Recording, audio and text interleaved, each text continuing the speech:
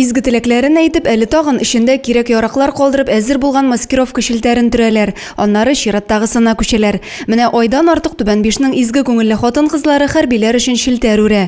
Иң мөһиме шунда, алар бу гамәлне кемдер әйткәнгә түгел, ә күңел кушканга башкара. Безнең малайлар горячий точкага гуманитарный помощь белән барып кайтканнан соң, алар кайтып сөйләгәч, без ныгракта теләгебез туды дип әйтимме. Безнең ир-егетләребезне сорадык. Безгә ясарга стойка, алар сразу ясады. И тотындык инде.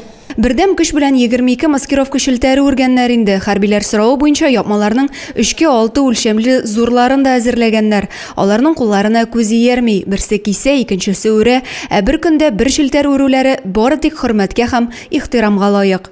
Дус, тату, шул кадәр яхшы отношениедә монда. Менә монда бер хатынның малае теге якта служить итә, шунда неде суада. Аның хәлләрен сорыйбыз, ул җигет нәрсә звонит иткән, аны сораштырабыз.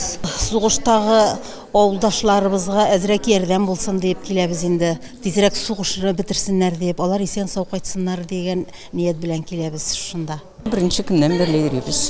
От души дөресен генә әйткәндә, безнең булышасы килә.